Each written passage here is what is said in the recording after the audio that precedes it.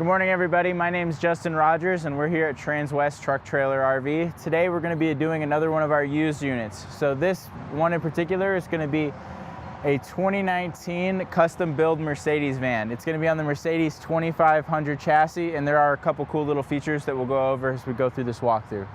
So as per usual, we're going to start up front. So this is a all-white van, but they did do black accents on it. So they had the hood wrapped black. Since it's a 19, it's going to be the turbo V6, so it's going to be that older chassis that Mercedes used for a long time. So under here, you're going to have access to your DEF, coolant, all your fluid levels, and for any maintenance that you need to be able to do for it.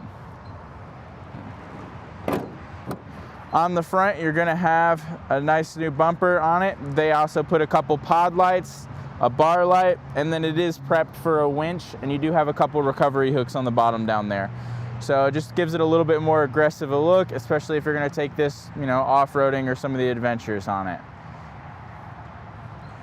If going down the side, they did switch the wheels, so you do have method race wheels all the way around, and they did do some upgraded tires. So your standard is 250/75, and these are 265/70s.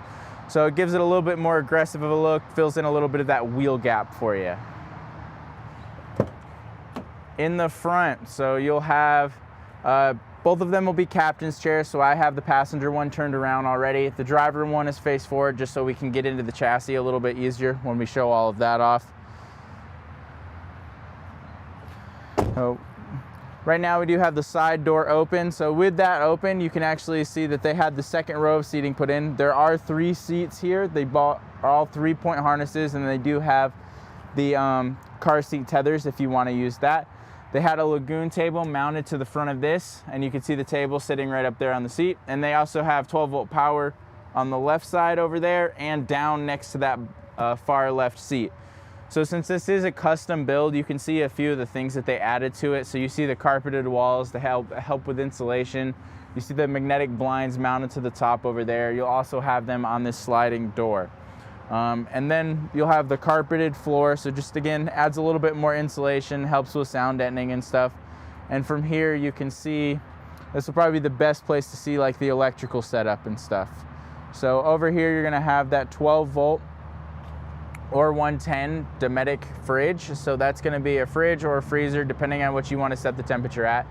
Behind it's going to be a 700-watt inverter, so that'll give you a little bit of power needs that you can to suit your power needs for this setup. In the little box down to the right, you have a solar controller. So there is one panel mounted to the roof of this along with a roof rack. My guess is probably a 190 or 200 watt panel, just depending on when it was installed. There's a 20 amp DC to DC charger there and a battery disconnect. So in that box itself, there's a 100 amp hour Renogy battery. So they did a little bit of electrical systems for this. So if you step back a little bit, they did use the cargo van, or not the cargo, the passenger van setup for this build. So you do have the big window on the left side of those passengers, and you also have the big window that opens on this right side in the van. They had an awning mounted to the roof, so it is a manual awning. I have the rod set up to the left of that door. You do have the 2 legs that come down just to give it a little bit more stability.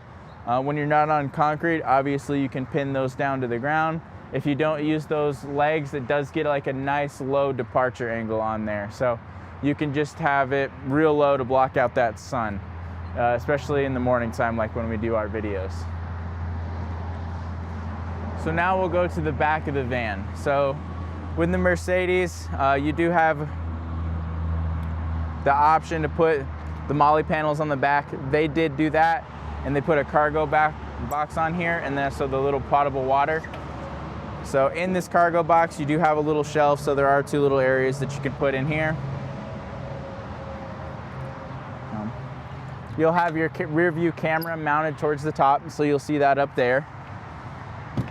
When you open up this back compartment, you can see a little bit more of the modifications they did to it.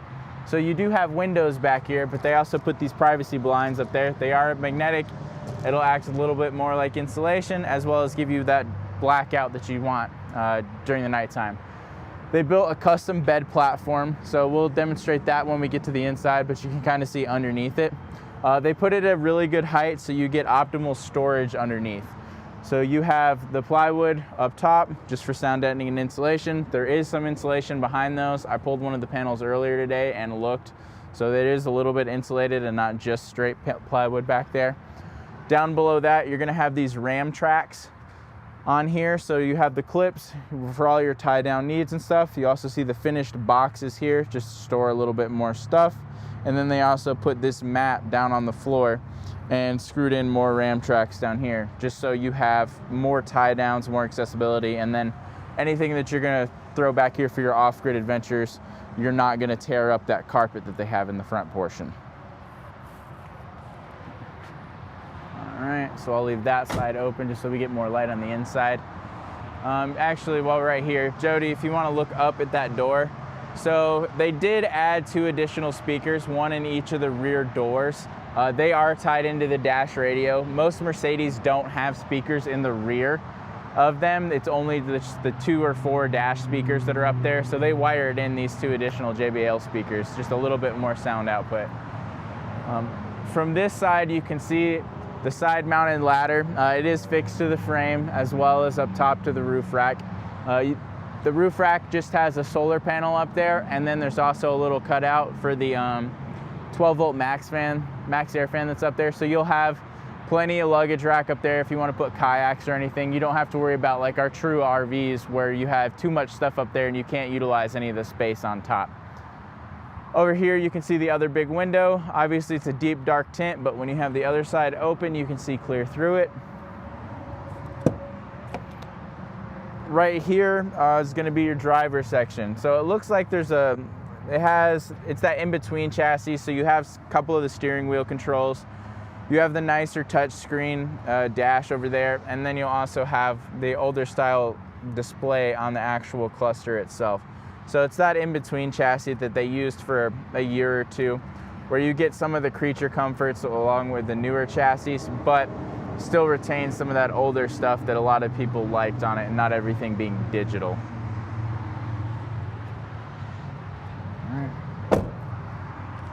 So now we'll go into the inside and we'll just demonstrate the bed on this unit, and then we'll cover the cab. Well, and a couple little storage things in here.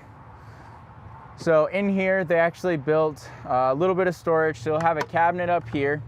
It is felt lined, so it'll help with things rattling around and just keeping stuff still.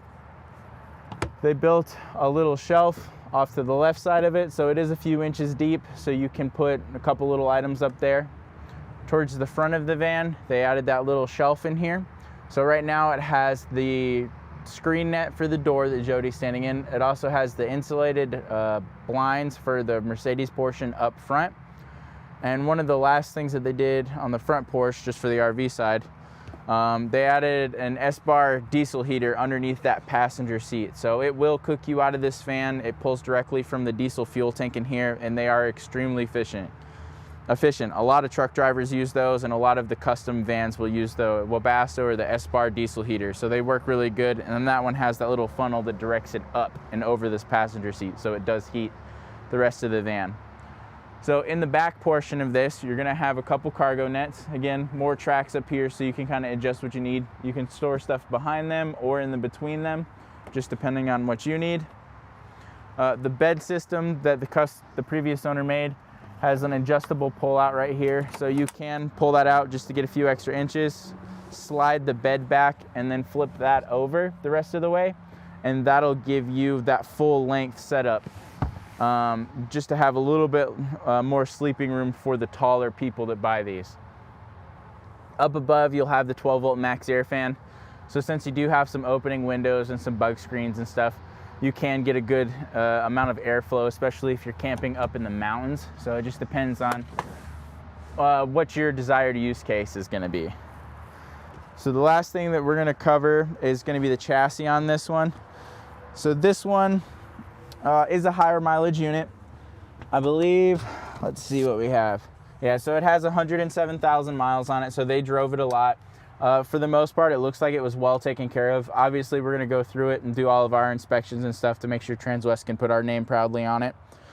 The few things that I noticed that they did up here, or that you still retain, is you're going to have the cubbies over top. They used a little cutout here to run a USB-C cord that's tied in down here, so you can pull a power cord through there.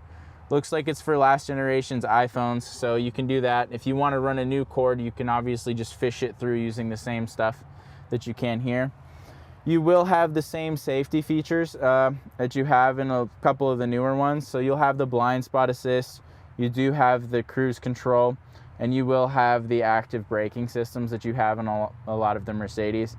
So they are safe vehicles, they are comfortable. There's a lot of airbags in here. So if there is any kind of collision or anything, it is a very comfortable vehicle to be in. And this one specifically is on that 144 chassis, so it does fit in a lot of your parking spots and stuff that you get with the longer Mercedes vans. They don't fit to, or the actual RVs where they don't fit into it. So you can use this as a daily driver if need be, or kind of like an, you know, off-grid camper van, depending on whatever you want to use it for. Down here, you're going to have the couple little light switches that we have out front.